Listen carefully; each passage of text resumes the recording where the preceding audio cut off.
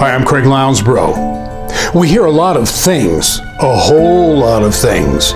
We're incessantly bombarded with sheets and shards and streams of information. It's about bits and bytes and boatloads of data that we ingest and digest without even realizing that we're doing that. Either consciously or unconsciously, we compile all of that sordid stuff into some sort of choppy mosaic about the life around us and the world within us.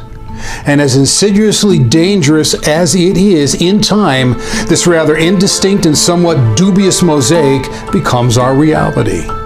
In essence, it becomes our existence. It seems that we tend to be busy about a whole lot of nothing. We can meticulously tally the tasks of the day, only to be inordinately perplexed that for some reason, the sum total doesn't come anywhere close to reflecting the sum total of everything that we expended in accomplishing those things. So consumed are we in the task of nothing that we don't have the time to think about something. Therefore, we have irreparably fallen in love with plug and play and prefab. We like things prepackaged, prepared, and predetermined. We're looking for answers that were already ingested, digested, and reflexively regurgitated for our reflexive consumption by whatever source we happen to have happened upon. In essence, we don't think. And in fact, there are few things as dangerous as that. We're going to ingest a whole lot of something. That's inevitable. And if that something shapes us with that much force, we might be wise to ask what that something is. We live in a world roiling with bias and flushed murky with politically correct agendas. We have splintering splinter groups, proffering philosophies of every shape and sort. We've got the thematic propagation of diversity that's more about a permission to be permissive. Too often it's about the spin to win. It's less about truth and it's more about triumph.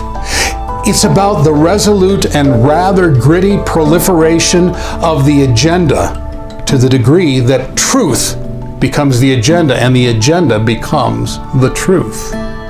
Therefore, truth becomes negotiable and pliable in a forced and placating servitude to an onslaught of dubious agendas. However, truth in the service of an agenda becomes an opinion. And too often opinion is bias off the leash and running wild. So we need to listen for a change.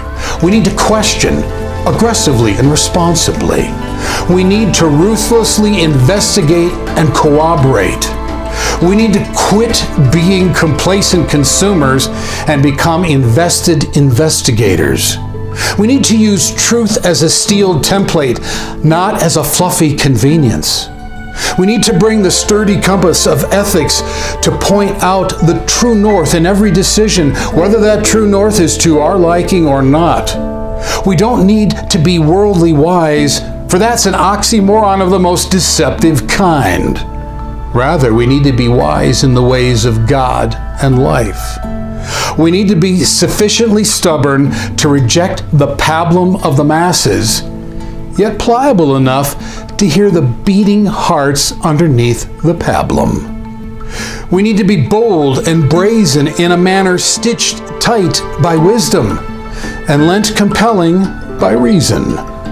We need to be beacons of light, knowing that the crowd is apt to label us as sorely antiquated and ridiculously ill-informed. We need to listen in the bravest form imaginable. It would behoove us to remember that to live passively is to live dangerously. To live inquisitively is to live wisely.